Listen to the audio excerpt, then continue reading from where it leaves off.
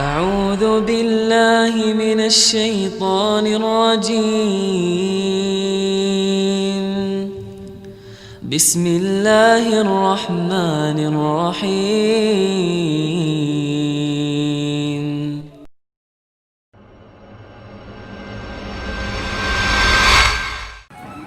Sekarang saya ringkaskan ke jam 10. Kewajiban istri sekarang yang merupakan hak suami. Kita balik sekarang, ya. Ibu-ibu harus faham, Allah telah menggantungkan kewajiban yang pertama ketaatan dan mencari ridho suami. Itu poin penting, karena setelah menikah, maka ketaatan yang tadinya kepada ayah pindah kepada suami. Hadis-hadis ini perlu Bapak Ibu, ibu-ibu terutama renungi ya. Dan Bapak-Bapak juga sampaikan kepada anak perempuannya, kepada saudarinya, perlu dibahasakan. Yang pertama hadis riwayat Muslim, kata Nabi SAW, bila wanita, istri manapun menjaga 5 waktu sholatnya. Ibu-ibu renungi baik-baik, tanpa disebutkan sholat sunnah. Ibu kalau sholat sunnah berarti ekstra. 5 waktu sholat saja, wajib. Berpuasa Ramadan. Tidak disebutkan puasa Senin Kamisnya, puasa itu tambahan. Kalau dia lakukan itu luar biasa. Puasa Ramadan dan dia mentaati suaminya. Ya. Maka pada saat dia meninggal dunia, ia akan diberikan pilihan untuk masuk dari 8 pintu surga. Dia boleh pilih yang mana dia mau masuk. Ibu-ibu perlu tahu ya, 8 pintu surga itu, pintu ke-8 itu pintu tertinggi.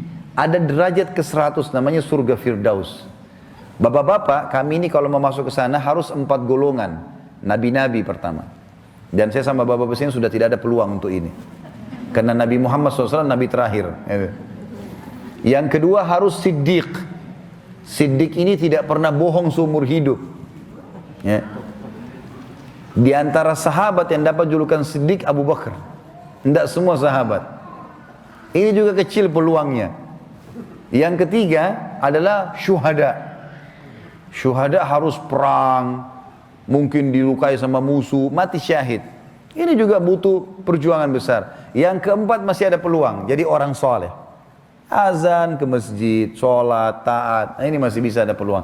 Ibu-ibu jaga 5 waktu sholat, puasa Ramadan, layani baik-baik tuh suami, mati bisa pilih.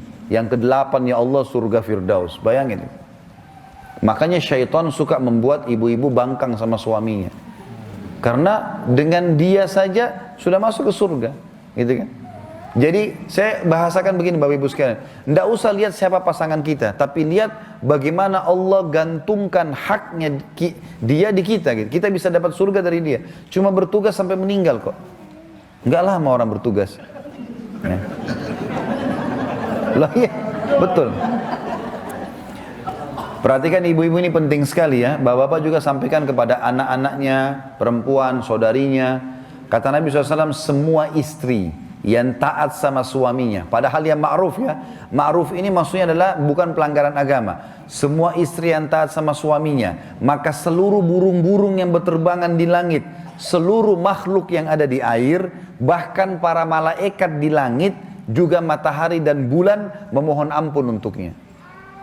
Taat sama suami nih, buatin saya teh, iya. Buatin saya kopi, iya. Temani saya duduk, ya. Itu saja bu, nggak ada susahnya. Enggak, duduk aja sendiri, saya nggak mau. Kenapa nggak mau ini? Nih. Ayo duduk temani saya sini, sudahlah. Harusnya dilayani. Ini bayangkan ya, semua ini, semua burung-burung, semua makhluk di air, semua malaikat di langit, matahari dan bulan memohon ampun untuknya, selama ia dalam keridhaan suaminya. Tahu ridho itu apa bu? Ibu harus tahu ridho. Ridho itu gini, kalau ada orang minta-minta, misalnya orang miskin minta, dia minta duit, tolong bantu saya bu, tolong bantu saya pak, 100 ribu, saya butuh duit 100 ribu rupiah. Terus kita kasih dia, ini saya kasih 50 ribu deh, itu belum kita ridhohkan dia. Kita kasih 100 ribu pun belum kita ridhohkan. Kita sudah memberi dia menyelesaikan tugasnya, menyelesaikan bebannya. Tapi ridho itu gini, dia minta 100 ribu, kita kasih 1 juta. Berarti kita buat dia ridho di situ. Karena di atas kebutuhan dia. Itu yang dimaksud dengan ridho. Kata Nabi SAW, selama dia masih dalam keridhaan suaminya. Suaminya biasanya kalau ibu sangat luar biasa baik, maka mungkin dengan masakan yang dimasak, dia tidak akan makan di luar. Mungkin dia makan pun sedikit, dia luangkan waktu untuk makan di rumah. Dia selalu ingin cepat pulang, karena selalu dengan senyuman, dengan tatapan mata yang baik, dengan sambutan yang baik. Itu semua yang ada. Kata Nabi SAW, wanita ahli surga, wanita yang kalau kau lihat kepadanya kau akan senang. Kalau kau perintahkan maka dia akan menjalankan. Ini maksudnya. Dan tidak ada seorang istri pun, sebaliknya kata Nabi SAW, yang durhaka pada suaminya, maka ia akan dilaknat. Laknat itu diangkat berkah hidupnya oleh para malaikat. Malaikat mohon kepada Allah agar diangkat berkah hidupnya. Dan seluruh manusia. Tidak ada seorang istri pun yang memalingkan wajahnya dari suaminya dengan sombong, mungkin kena harta, mungkin kena kecantikan, dia selalu buang muka dari suaminya, menganggap suaminya dianggap remeh. Tidak ada seorang istri pun memalingkan wajah dari suaminya kecuali ia dapat murka Allah, sampai ia membuat suaminya tersenyum atau tertawa dan membuatnya ridho. Setiap istri yang keluar dari rumah tanpa izin suaminya maka akan dilaknat malaikat sampai dia pulang. Jadi kalau dia taat, keutamanya besar sekali. Kalau dia melanggar, malah ancamannya juga berat. Kata Nabi SAW, ada 4 wanita penghuni surga, ada 4 wanita penghuni neraka. 4 wanita penghuni surga adalah, yang pertama, istri yang selalu menjaga kehormatannya dan sangat patuh pada suaminya. Ini wanita yang pertama ahli surga. Jadi suaminya segala-galanya bagi dia. Apa saja, iya. Selama bukan maksiat dia lakukan karena Allah Subhanahu Wa Taala. Yang kedua, banyak melahirkan dan sangat sabar serta selalu puas dengan pemberian suaminya walaupun sedikit. Jadi ini ahli surga. Saya sedikit kasih gambaran tentang masalah melahirkan ibu-ibu sekalian. Perlu kita tahu, dan ini memang penelitian para ulama sudah diadakan, keluarnya haid setiap bulan itu adalah peremajaan rahim. Peremajaan rahim.